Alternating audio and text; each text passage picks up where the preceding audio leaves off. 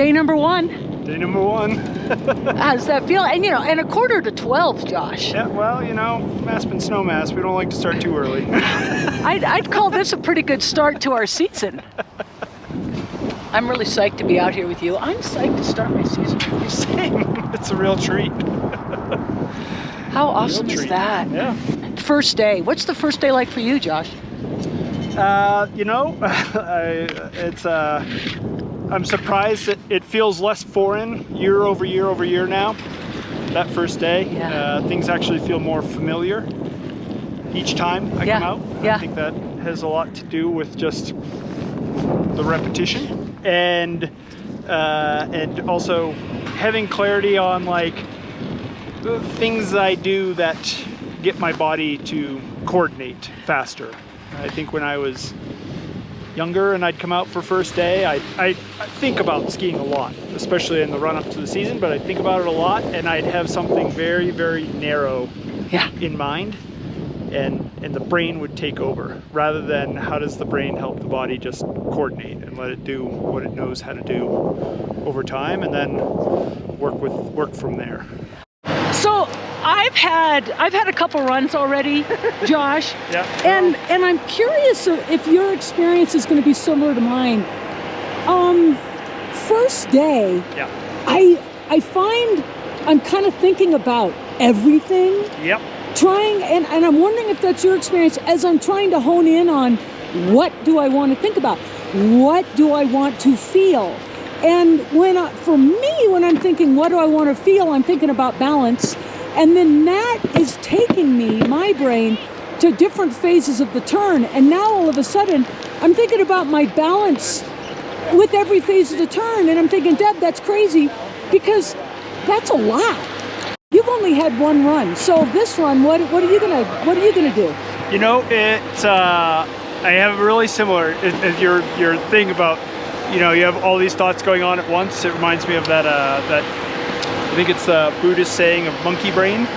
You know, you have this out of control monkey brain that just is kind of running around, and it can't think of everything at once, but it just kind of jumps around from balance, outside ski, don't forget steer, edge, do this, do that, do this, do that, do this, look where you're going, where's your hand, and so it's like, how can I get that monkey brain to like calm down? And for me, I realized that the thing I really want to pay attention to is really, where am I looking? Am I planning ahead? For me, if I go into sensations and feelings, then I end up immediately trying to control something that's already happening or happened, and it's too late. So it's really about how do I plan where I'm going looking ahead, and knowing that my body will do its best it can on its second run here to get into a balanced position. It knows, it has a sense of what my intentions are, but if I don't know where I'm going specifically in the snow, then monkey brain is going to take over.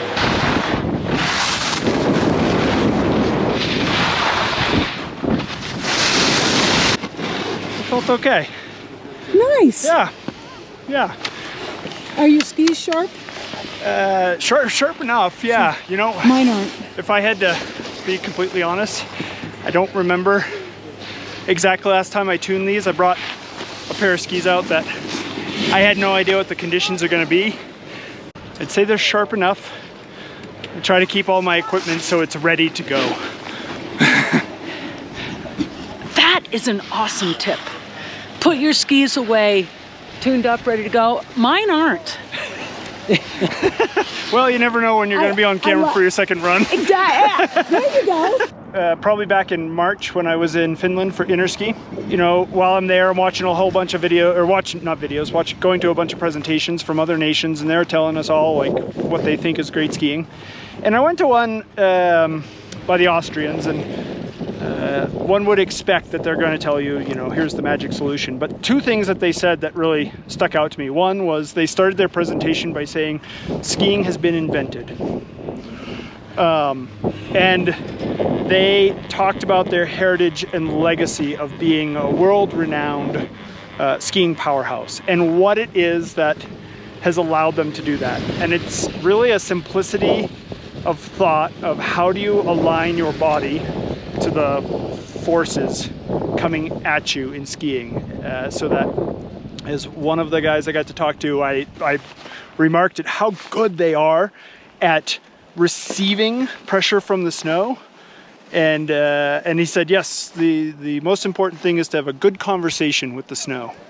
And I loved that thought. You know, obviously English is a second language for him, but that was the way he could process it, and it came out so simple in that a good conversation. I need to talk to the snow, I need to listen to the snow, but I need to align my body in a way to receive, to listen.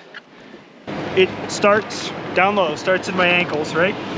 And so what I'm looking for first and foremost is that both my ankles are flexed the same as each other, that they move like this, they don't move like this, right? So I'm not trying to move one more than the other. I'm trying to figure out how do I get both, because that puts me in the same spot on both skis. And then from there, and so you're thinking about that. I'm aware of that, and at your transition. No, sorry. When are you thinking about that? I'm thinking about that. I need to be. That is really important by the time I'm pointed down the hill, because I'm trying to line my body up to when I'm going to start to receive pressure from the snow. When the snow is going to talk to me. Okay. And so, and I use that part because who knows what happened just before that. If I'm skiing bumps, if I'm skiing, there's some great snow out here, but there's a couple slick spots for me where it's that classic Colorado, like not ice, not New England ice, but that really firm, chalky stuff that'll make it chatter. So who knows how I'm coming out of a turn, but if I know how I need to align myself, my body, for when the snow starts to talk back, then I've got a target. I know where I'm trying to do it, I know when I'm trying to do it, and I know how I'm trying to get my body to go. So your target is the belly of that turn. Yep. There you go. Yep. Got it. Yep. Like it. Okay.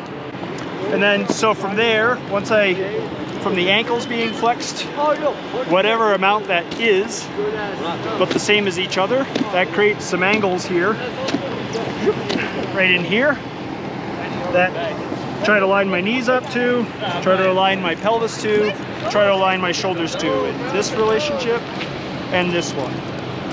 So that way and this way.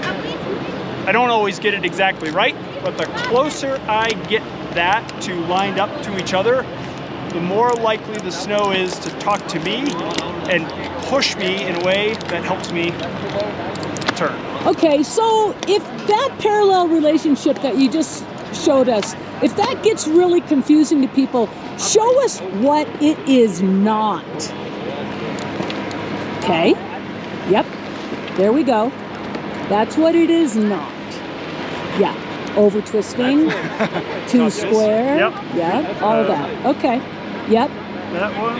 Any of that over bending. Yep. Okay.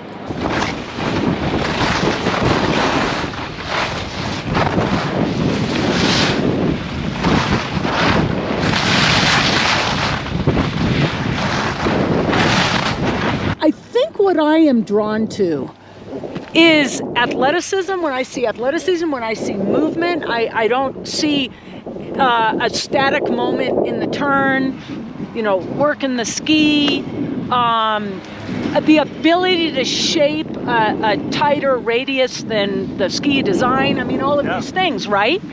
So I think part of it is that there is a precision to the skiing, right? When I watch somebody like you're describing, they have a really good sense of exactly how to arrange their body in that dynamic sense. Like what I was talking about earlier can be adjusted very quickly for how much edge angle you have, how steep the hill is, right? Because you start with this premise of how your ankles work in unison with each other. And from that, that discipline creates all the freedom in the world of how to move from one spot to the next. Keep the speeds down, folks. Get your ski legs under you. make shorter radius turns right down the fall line, not really big sweeping turns across the hill. If you stop, if you're in a group, do that off to the side, not in blind spots, obviously. Just some safety stuff to keep in mind early season.